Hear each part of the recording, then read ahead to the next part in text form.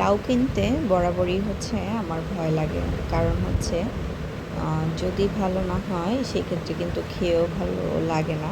তো এই লাউটা হচ্ছে দোকানদারের যে তিনি হচ্ছে বেচে দিয়েছে, এবং তখন একটা ডায়লগ দিয়েছিল যে যদি লাউ খারাপ হয় তাহলে যেই মাছ দিয়ে রান্না করব সেই মাছের জরিমানাও সে দিবে।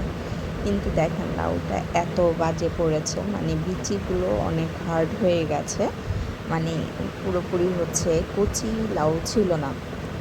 তো এখন তারা ডায়লগ দেওয়ার সময় তো ঠিকই দেয়, তো আমরা কাটাকাটি শেষ করে আবার চিন্তা করি 80 টাকা 90 টাকার জন্য আবারও কি তার কাছে যাব, যাওয়া হয় না নর্মালি। কিন্তু তারা যে কাজটা করে এটা তো তাদের মনে হয় না যে হালাল হয়ে যায়, কারণ একটা কথা যখন বলে সেই কথার উপরে ডিপেন্ড করে আমরা একটা জিনিস কিনি, এরপরে যদি জিনিসটা খারাপ হয় তখন তার দায়ভার কে নেবে।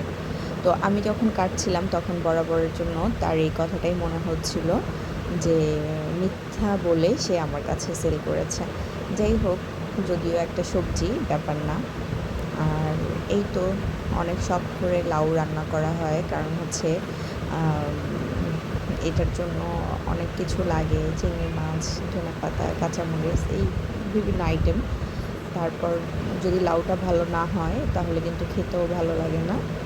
তারপরে কি আর করার, খারাপ হলেও তো রান্না করতে হবে। তো আমি বিচি সব কিছু ফেলে তারপর হচ্ছে লাউটাকে নিয়েছি।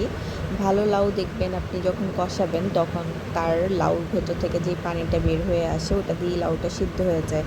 বাট আজকে নর্মালি আমি যে লাউটা রান্না করেছি এখানে আমার পানি ইউজ করতে হয়েছে, মানে লাউ কষানোর পরেও একটু পানিও বের হয়নি। তো এই ধরনের লাউগুলো কিন্তু খেতে একদমই ভালো লাগে না। তারপরেও চেষ্টা করি যে একটু মজা করে রান্না করার। আর এই তো।